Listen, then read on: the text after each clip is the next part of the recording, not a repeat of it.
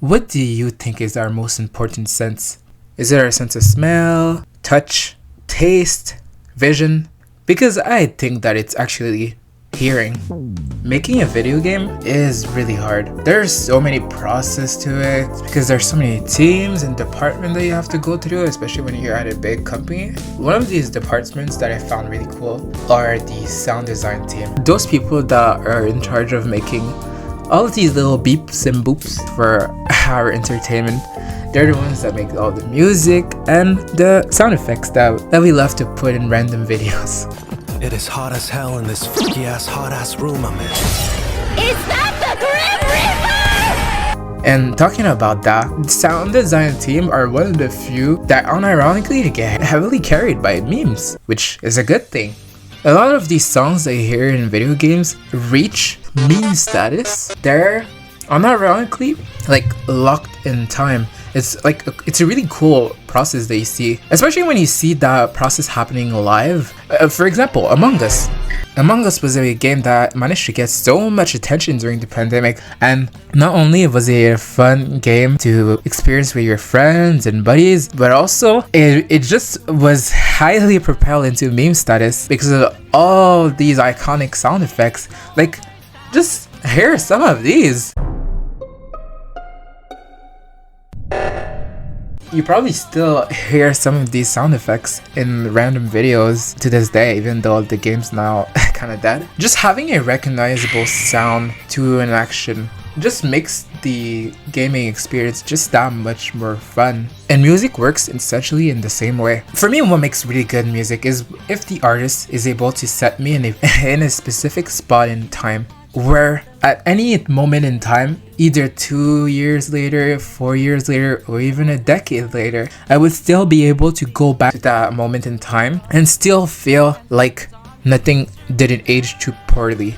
A lot of the time, you listen to some songs and the lyrics didn't really age well, especially for like celebrity worship. Wake up in the morning feeling like pizza.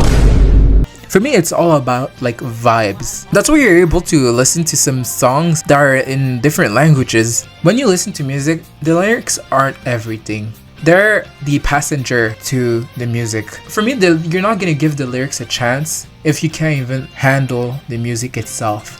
And in video games, this also matters, which is awesome. For me, the best video game soundtracks are the ones that are able to have a set mood and completely destroy that mood. For example, if I'm walking around the streets of London, I would like the music to make me feel like I'm in constant danger. But if we're playing a dating minigame, I'm expecting some softer music, and Yakuza 0 totally delivered. And if I'm expecting some epic battle, I can just turn on some Sonic music, because Sonic is the king at doing some heavy metal early 2000 vibes of music. Sonic is the king of having songs that run the rule of cool without it sounding too cringe, which I love.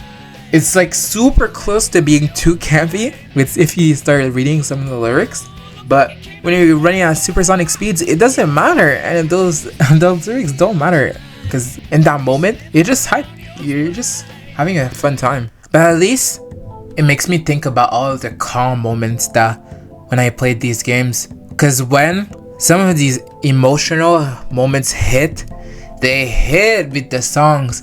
I wonder what these songwriters be thinking when they make all these pieces, because some of these I want to play like my marriage when unironically I would love to play Roxas's theme at my marriage. That'd be so cool.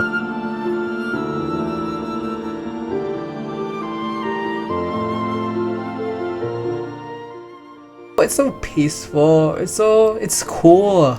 I love when video games songs do this, because these are the types of songs that you could play at a store and no one would really bat an eye.